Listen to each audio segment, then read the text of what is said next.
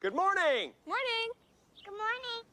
Oh, and in case I don't see you, good afternoon, good evening, and good night. This is my boomstick. Here's Johnny. Are you not entertained? Are you not entertained? Righteous! Righteous! Yeah! I love the smell of napalm in the morning. Good morning, Vietnam! Houston, we have a problem. The first rule of Fight Club is you do not talk about Fight Club. All right. Welcome back, ladies and gentlemen, to Those Film Nerds podcast. My name is Will Spalding, and as always, I'm joined by the ever-talented Sam Dierberger. Sam, what's going on? How's it going? I'm always talented. Yes. Oh. I'm doing well. How are you, Will? Fantastic. You know, we're finally we were just talking off air. Yes. You know, we're finally hitting a groove here with releases finally starting to come out, and especially, you know, January still might be a little dry, but February is when we really start to kick into high gear here, and you know, we're excited for that for sure. Yes. We're getting hyped. Finally feels like we're a somewhat normal release schedule, even if we can't really go to the theaters quite yet. Right, exactly. Yeah. So speaking of the schedule, we'll go over our schedule here in the coming weeks. We'll hit a little bit of industry news. There's a few little small things going on. We'll do the movie of the week and then some recommendations as always. But Sam, what is said movie of the week for this week? This week, we're going to be talking about Pieces of a Woman.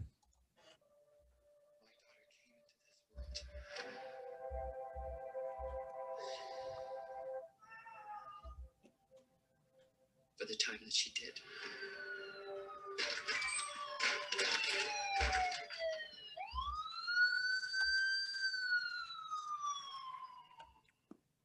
And I can't bring her back. Pieces of a Woman. Wow, that was something, and we'll get into that in a little bit. But first, like I said, let's quick go over our release schedule. So these next 3 weeks, we're gonna hit some movies that we've kind of already seen, kind of almost like a backlog that we're just getting to. Sam, why don't you go over the next 3 weeks, and I'll hit on after that. Yeah, so we're finally getting some of the highly hyped films out of the way in the next few weeks. So we got we'll be doing Promising Young Woman next week with Carey Mulligan. Week after that, we're probably going to be talking about Minari, which is the new A24 film, and then we have one more after that. We're going to be doing Nomadland with Frances McDormand, which right now I believe seems to be the favorite for Best Picture. Yeah, what I'm reading. It appears that way. Yeah, we got Nomadland and Trial of the Chicago 7. It's one of those two is going to win. You know, everything else seems like it's kind of lagging behind, including Fincher's Mank, which is almost surprising a little bit. So, yeah, we'll cover all three of those. Yep. Well, I was talking to Jude last night, who's been on the show for our Tenet episode. Friend of the show. Yeah. And he said that if the Academy goes for the normie pick, it's going to be Trial of the Chicago 7. Oh, for sure. Yeah. And then if they go for like the indie pick, like the weird pick, like a Parasite or a Moonlight, then they're going to go for Nomadland, which that's is exactly right. analysis. You know, sometimes the Academy chooses Moonlight, and sometimes the Academy chooses Green Book. So we're gonna see what this year is.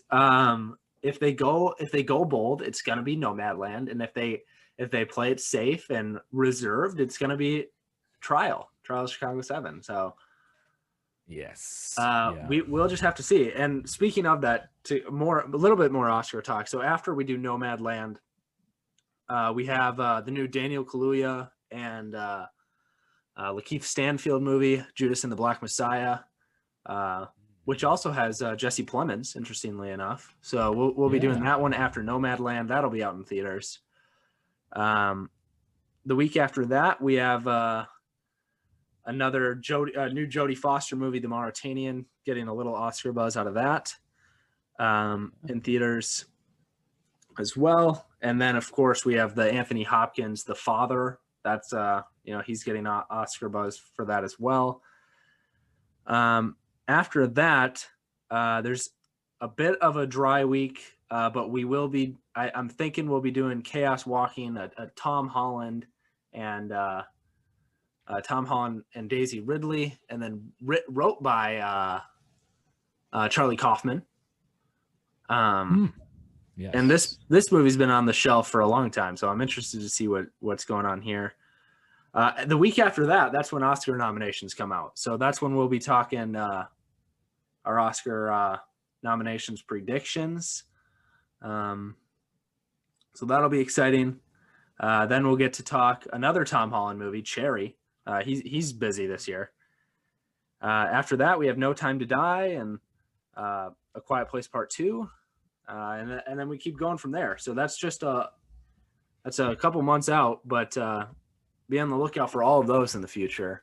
And that'll be nice to finally have an actual schedule. So that'll be good. Yeah, we finally have it all planned out. Right. After months of just scrounging, week by week. Right. Looking for anything, the Midnight Sky. Oh man. So man. Yeah, it feels good to have a schedule. It feels good to have movies, really. Exactly. Something to look forward to. Right. And Sam, I must tell the audience, I was out of town this week. I wasn't in Minnesota, the state we call home, the state where theaters actually did just open, believe it or not. But I was out of town and I did go to a movie, and man, it felt good. Felt good to be back. Ugh. Oh my God. I miss it. Yes. It feels like I've never had it, Right, exactly. We're itching for it to get back. Yeah. This that being said, enough about our schedule. Should we go over a little bit of industry news, Sam? Sure. You have a couple of pieces to talk about, I believe. Yeah, a couple interesting things. I'll start with the less interesting one. So we have this new movie which is getting a little Oscar buzz as well. I don't know if we'll cover it because it's a smaller movie, but we have a new movie called Malcolm and Marie, starring John David Washington, who we've talked on the show in Tenet, and Zendaya. Interestingly enough, both seem poised for Oscar noms. In their new movie, which was filmed over, it's just those two. It's Zendaya and John David Washington. That is the extent of the cast. Wow. And let me just read the description here for you. It's a filmmaker and his girlfriend return home from his movie premiere. Smoldering tensions and painful revelations push them towards a romantic reckoning. It sounds interesting. Ooh. And it's just those two, probably just in a room together. So we'll have to see what that entails. And I'm excited for this. This should be good. And this is a Netflix joint. Yeah. Wow. Netflix just I can't believe that they can push out this much original content. Right. Because that's only a fraction. We forget that the Netflix original films are only a fraction of their business model, Yeah, for sure. It's mostly securing licensing for, other movies and shows that people want to watch. Right. That have already been made. So, well, and we talked about it a little bit last week in our wrapped episode for 2020. How many Netflix episodes did we do on the podcast in this year? It was crazy because they were top dogs this year. That was your winner, obviously, for 2020. Right. So, yeah. Right. Yeah. Interesting. We talked about a lot. So, With that, did you have another piece of news that was Yeah, a quick little thing here. We have another upcoming Aaron Sorkin directed movie, starring Nicole Kidman and Javier Bardem. I think that's really all we know about it. We know it's Aaron Sorkin. We know it's Bardem, who we both quite enjoy. Yes, of course. And we know it's Nicole Kidman. So, any thoughts on this, Sam? That's literally all I know. Yeah, it's just it's one of those where it's like, well, this will be at least good, at the very least. Because Javier Bardem is so versatile. You can find him in anything, and he's going to be good. And Aaron Sorkin, I mean, we just obviously with Trial of Chicago 7, we had our faith in him reignited, I suppose. It was never lost, but he's just so underrated. We just don't talk about him enough. Right. And if the general trope of the best picture director also winning best director is true, then he's a favorite to get best director this year as well. So he'll finally get the recognition I guess he deserves. Right. Certainly. Yeah. I think the interesting thing is when I think supporting actor, I instantly go to Javier Bardem in No Country for Old Men too. Like he's so synonymous with supporting actor to me. I mean, I think in my opinion, he's the greatest supporting actor of all time in that movie. So, yes. So we always love when he's doing something. So this should be interesting. And with like you said, with Sorkin almost proving himself yet again in Trial this last year, there's really no reason we shouldn't be excited. So that'll be good. That'll be awesome. Obviously, this is very early stages. We don't even have a plot yet, so we won't be seeing this for many years. No. But Sam, should we? Very excited. Should we talk pieces of woman? Let's get into it. Martha, is that you? How are you?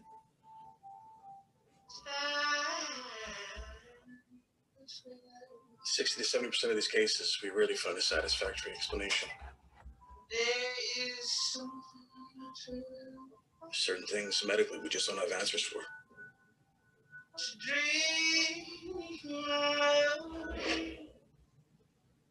Very sorry for your loss. Thank you. Man, Pieces of Woman. Next week we're doing Promising Young Woman, so we're just all about women. It's the women movie. Yeah, of January 2021. But Pieces of a Woman, you're not going to find very many movies that are more depressing than this. Yeah, this one's tough. It's one of the more depressing ones I've seen. Right. It's up there. After instantly finishing it, I was like, man, what do I even compare this to? And I guess my original thought was, this is The Piece of Woman is 2020's Manchester by the Sea, which if you haven't seen that, it's a great movie. You should check it out. But both just completely devastating movies that are very tough to watch. They're not fun at all. Like this is no. There's no point of relief in this movie. Absolutely not. Man, it was tough. But I want to hear your original thoughts, Sam, or your spoiler-free thoughts. Yeah, this movie is it's bleak. And we both enjoy a drama, a good drama movie. We like a little bit of heartbreak because it reminds us of the human condition, and life is difficult. That's life, But my God, it's just like this movie. There's obvious talent here. Like there's a lot here that is really commendable, but this movie feels like it's just clawing to be depressing the entire time, And I haven't made up my mind as to whether or not that's necessarily a critique. It's just sort of a observation about it. Like, this movie is needlessly depressing the entire time. And I read a lot online saying like, oh, is this based on a true story? I mean, and from what I've learned, this film is sort of autobiographical, but not really. Cornell Mundrusko made it kind of as a passion project, from what I understand. She had a similar experience, but not quite, as the premise of this movie. So, yeah, I would say it's needlessly depressing. That's kind of what I would say about it. But what are your initial thoughts, Will? Yeah, I guess coming out of it, I thought that was well made. That was well made. I don't know how much I enjoyed it, but maybe that's not the movie's job as well. This movie doesn't have a ton of plot, I guess you could say. Sure.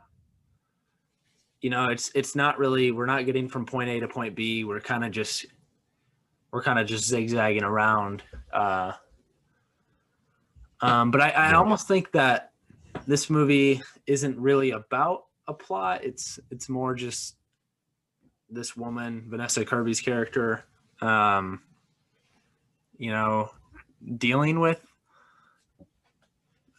with her demons at the moment. It's really, the movie is not narrative based. It's definitely emotionally based and really performance based. Like those are the two things you take from this, is performances and the emotions within it. You don't walk away from this movie thinking, man, love that story, that was awesome. Yeah, that's not the case. It's not really an achievement in plot. Right. No, it's not. So I guess I would say, for what the movie was going for, I think it did a good job. For what it was doing, I think it did a good to great job. It wasn't trying to win a screenplay award here. This is definitely an acting vehicle. This is really a Vanessa Kirby show, for the most part. Right. And just seeing her range is really what this is about, as well as showcasing a wide range of emotions. Yes. So I think it did a good job. I think it did a great job, really. Will I ever watch this again? No, absolutely not. Absolutely not. Like, my eyes will never grace one frame of this again. No. This movie is bleak to all get out. We watched earlier this year, or wow, I should say last year now. We watched last year The Devil All the Time, and that movie is bleak. And this movie is 3 times more depressing than that. So yes, yeah. I guess those are my initial thoughts. Yeah, I think it's a good movie for what it's going for. Right. Sam, what did you think of the performances? Oh, the performances are staggering. Vanessa Kirby. Well, first of all, Vanessa Kirby, by the way, who looks like she would get, like, I don't know, maybe 3rd place in a Saoirse Ronan lookalike contest. Like, she's like almost there, but not quite. But but yeah, the performances. She put herself in, I would say, just physically a very vulnerable position with. Oh, for sure. With the opening act, because right. I mean, obviously we have to talk about that first 25-30 minutes. Yeah, let's get into that after we talk about performances a little bit. Right, but just like the vulnerability of, obviously acting through a pregnancy, like a birth, delivering a baby, all of that. you know, you see actors actresses, I should say, who go through that, you know, in spurts in other movies. You know, we'll have a little, you know, 30-second scene in some random movie where it's like, oh, they're having a baby. But like to act through that entire process, Right. it was unbelievable to me. I couldn't believe I wasn't watching a real birth. Because it's just physical acting, right? Like there's a lot there to dissect and to be able to run through those complicated emotions, right? Sure. I had to look it up. I'm like, has she had children? Because this looks like she's reliving an experience, really, because yes. I mean, it looks so real. She has not had children, Vanessa Kirby. Really? No. Really? So I don't know how she or if someone was helping her like work through it. I don't know, but yeah, you're right. That first and it's a long opening act. Like it's a 20-minute thing. Yeah. And it just gets right into it too. So I mean, once you know, we see Shia LaBeouf's character coming home from work, but then it gets right into it, and then it doesn't stop until like the 30-minute mark. So right. Yeah, wow, what a! I mean, that's a great acting wise and camera work wise too, because most of it's one take.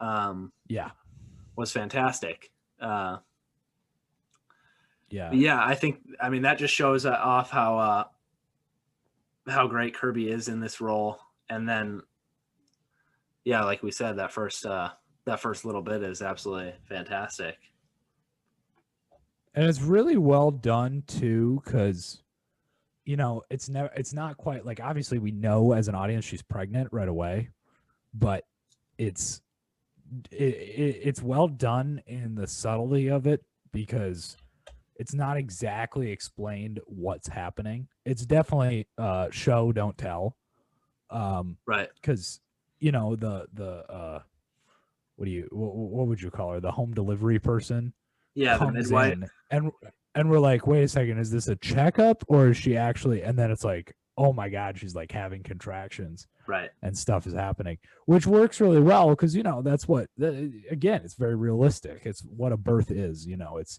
usually a lot more spontaneous. It's like, oh, we have to go now, you know, it's rushed, it's painful, it's so that worked really well. I was on the edge of my seat for that entire sequence. Oh gosh, absolutely. Right. Because you read the premise of the movie, I almost had to look away at parts because it was like, oh my god, what's going to happen? Right. But it says, you know, a heartbreaking home birth leaves a woman grappling with her profound emotional fallout. So it's obviously like, you know, this birth does not end well. Right. We know what you happens. know from the get-go, like, this is not gonna go well. So you're just waiting for something to go wrong. Right. It's very much like watching a horror movie in that way. For that opening.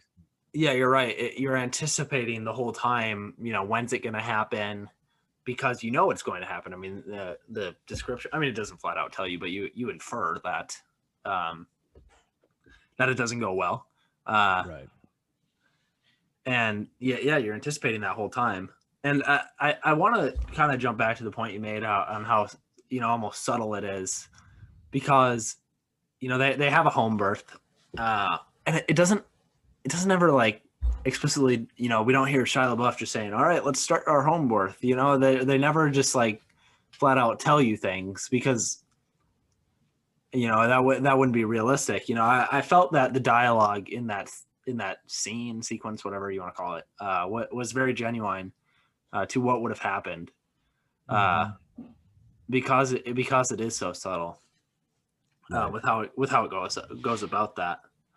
So yeah, that opening scene or sequence was a great execution, which honestly led me to believe that this movie was just going to be chock full of great scenes, like one after the other. But you know, like we kind of hinted at, you know, the plot doesn't really ever get going, and we only get maybe 4 really, really great scenes throughout.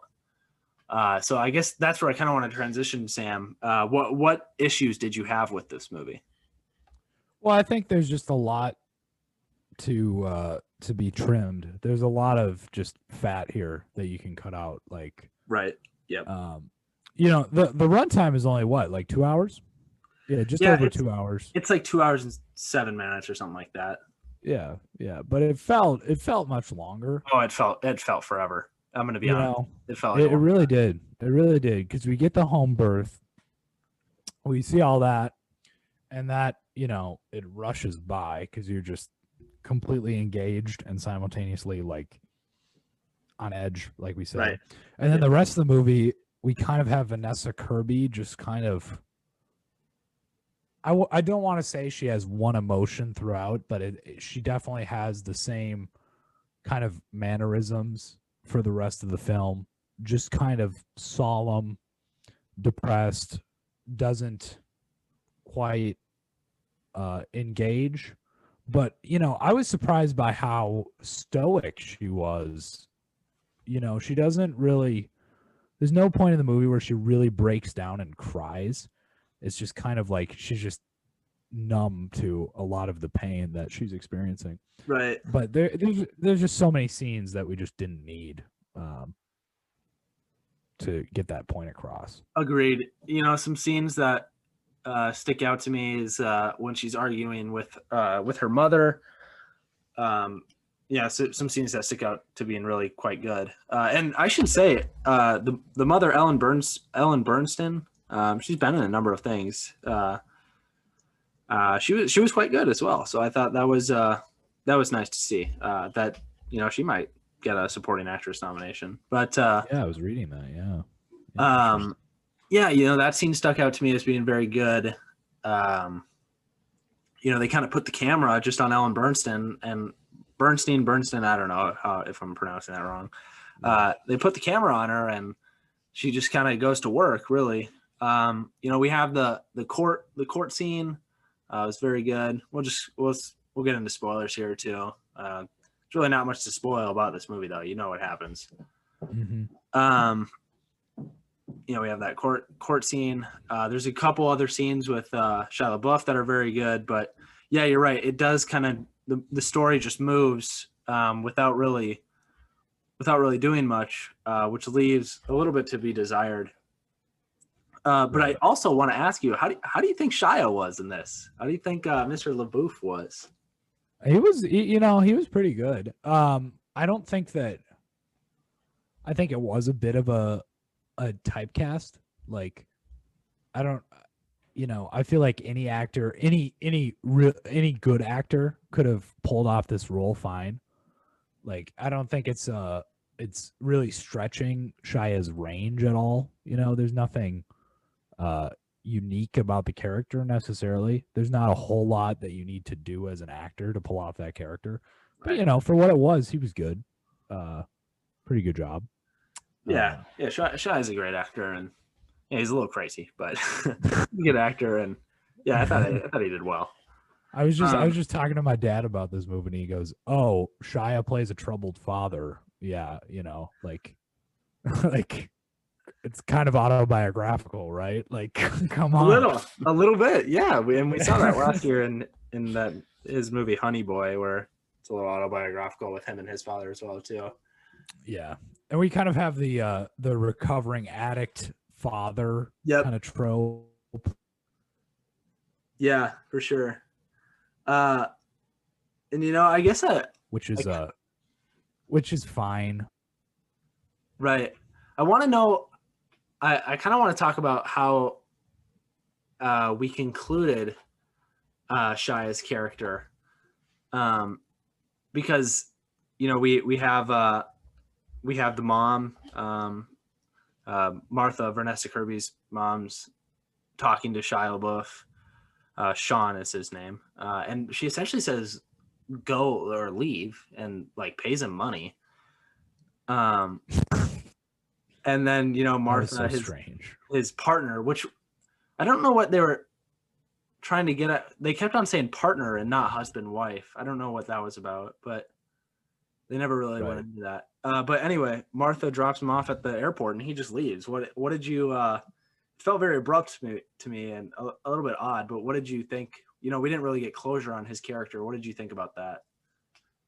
Yeah, and that's kind of pointing at my problem with the movie generally is we didn't get really any closure for anyone. But with Shia's character, it was like, he's obviously troubled. Obviously, the death of their baby, causes strain on their, I guess. And without really a whole lot of warning, Shia just decides to leave. And it's so strange, Vanessa Kirby's mom, Martha's mother, just gives him money to leave and tells him to leave. It's so strange. You're right. And it's pretty obvious because it's pretty obvious that Sean and Elizabeth, that they have a strained relationship. Martha's mom and her husband have a strained relationship.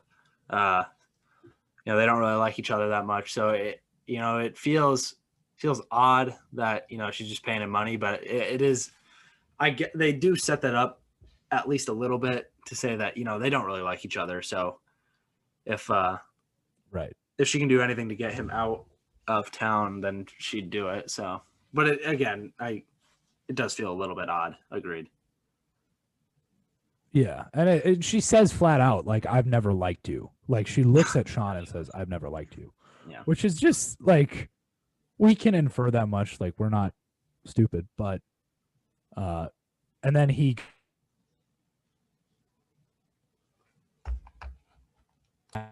so that's pretty bleak on its own, Yeah.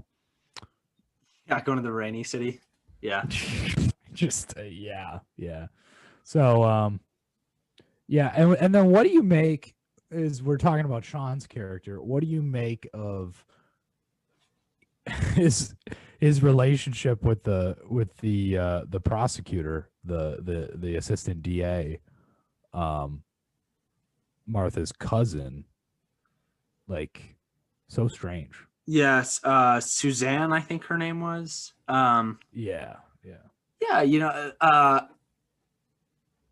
I guess, I don't know. It's obvious that they, spoilers again. I mean, it's obvious they have an affair. I don't know how, and Vanessa Kirby's character Martha also almost has an affair. So it's obvious that they're both going through. They're both going through tough times, obviously, with the loss of their baby. I guess they're both just dealing with it in ways, that you wouldn't be considered ideal. But so I thought it worked fine. Honestly, I thought it was all right. The relationship between Sean and Suzanne, I thought worked well enough for what they were going for sure. I did just want to say though, Benny Safdie sighting.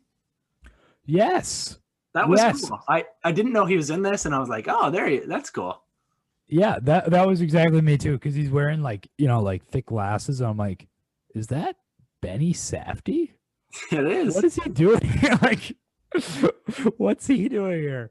But interestingly, I think what it was, if I had to guess, Martin Scorsese was one of the producers on this. Yeah, I did see that. Film. And I believe, didn't he also produce Uncut Gems? He's done some work with A24 before. Yeah, let me look. Is this an A24 movie? I'm not sure, but I know, obviously the Safdies basically work for A24 at this point. Yeah, they do. But yeah, it was just strange to see Benny Safdie there. Yeah, I like him, but so that was cool to see. But yeah, it was a little jarring, I suppose. Yeah, well, I've said before, like, Benny Safdie in Good Time plays a better mentally handicapped person than Tom Hanks. Oh, it's not even close. Or Billy Bob Thornton in Sling Blade, any of those. Yeah. Like, he's just a really good actor. Yeah, and I don't like Good Time, but he's very good in it. Oh my God, he's fantastic. So yeah, that was cool to see him. Yeah, Sam, what else did you like about Pieces of a Woman? You know, there's really not much in this to really talk about because nothing really happens that much. Right. What else I did you think you enjoy? alluded to it earlier when you said like getting into spoilers, even though there's not really any spoilers. There's not. And that's the thing about the movie is you can read the description and you can watch the movie and be like, well, nothing was revealed to me. Right. You know, like there's nothing to be spoiled. Yeah.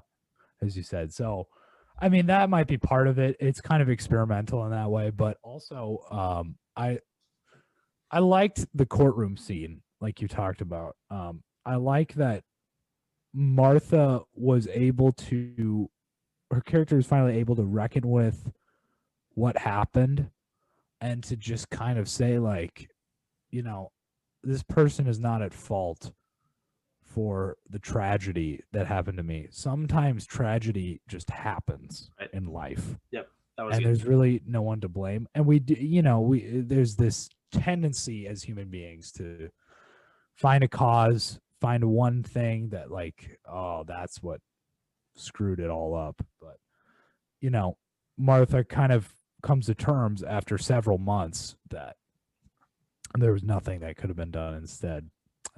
So I guess that was nice. Yeah, But- you know, I suppose if I were to say, or if someone were to ask me what's the plot, I guess that was a decent majority of it as well. Is the, you know, this idea of going to court. You know, she doesn't really want to at first, but then is told like, you know, this is almost a shut, open and closed case. You know, we should go to court. I suppose that would be a decent amount of the plot.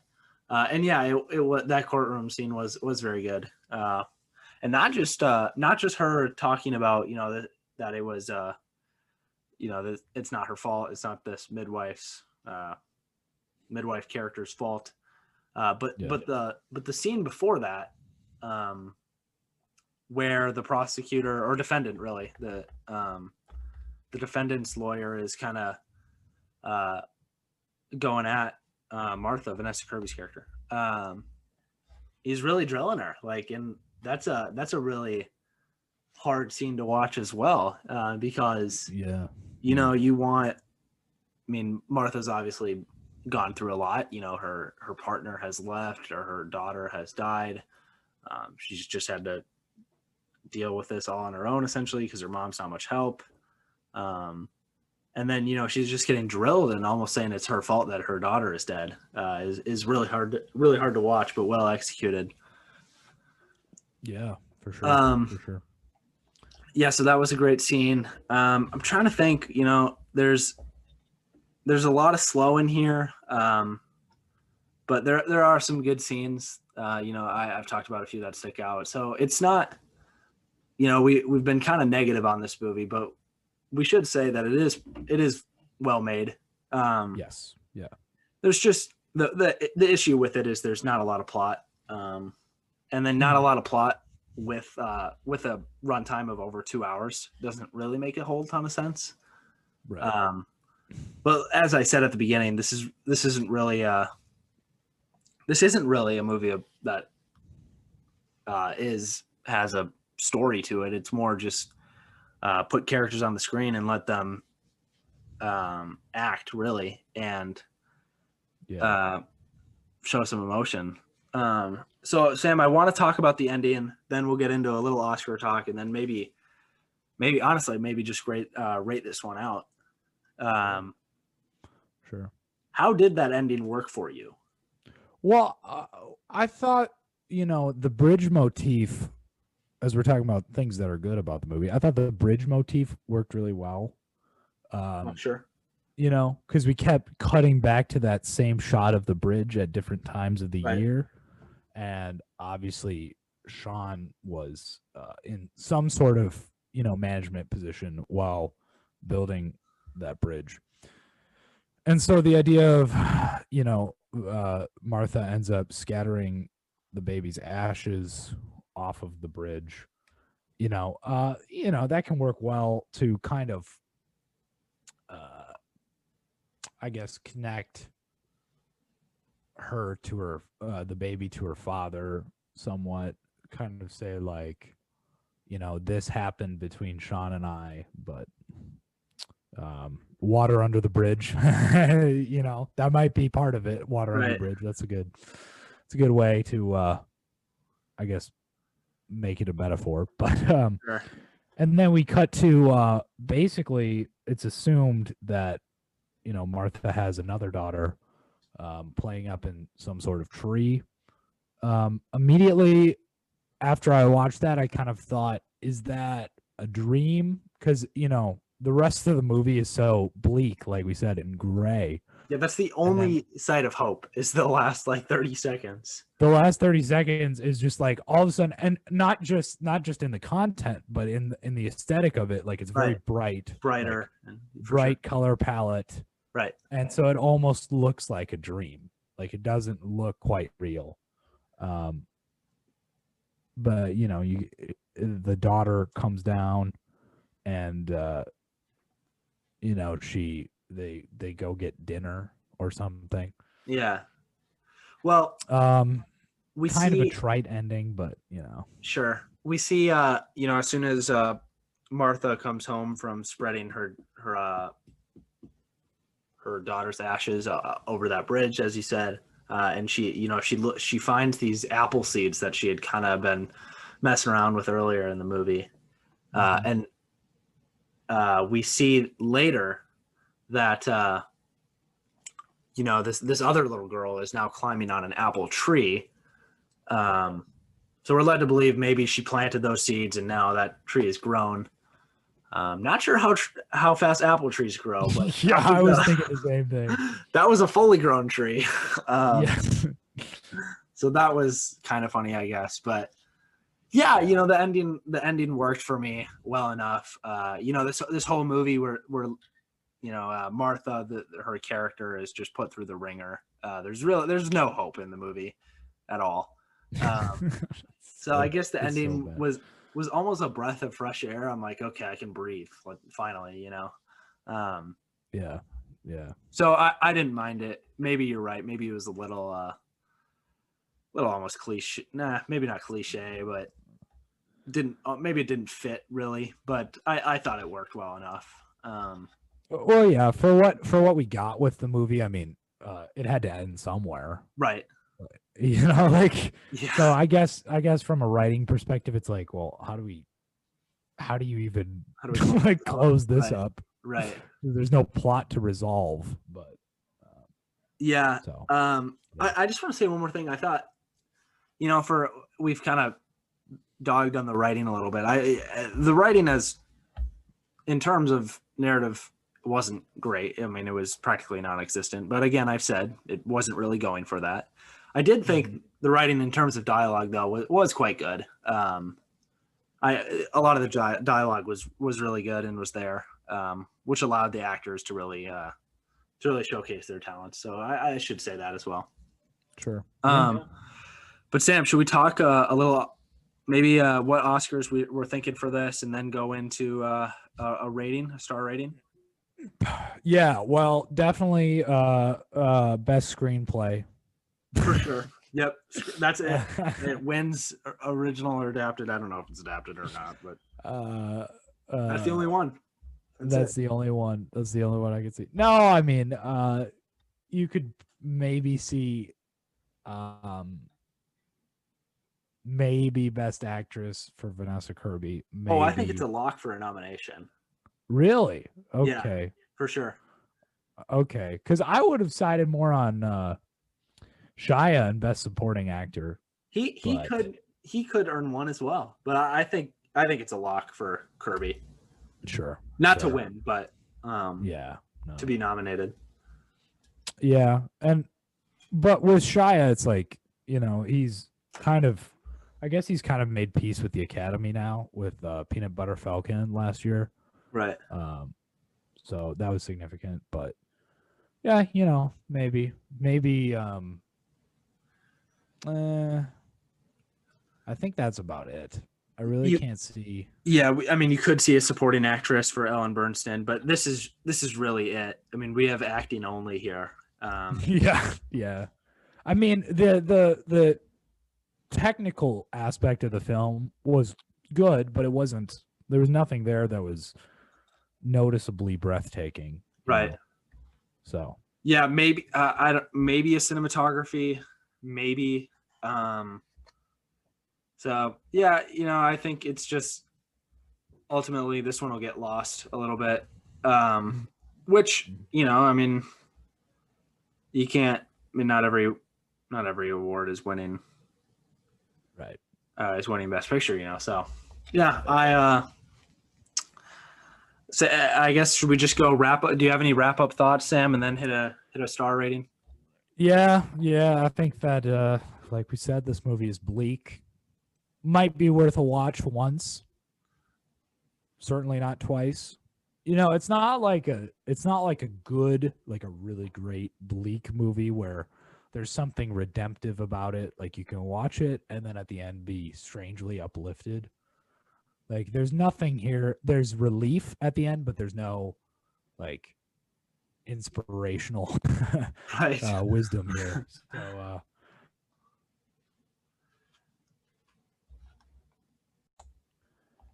yeah, so if we're doing a star rating, I'm gonna give Pieces of a Woman 3 out of 5.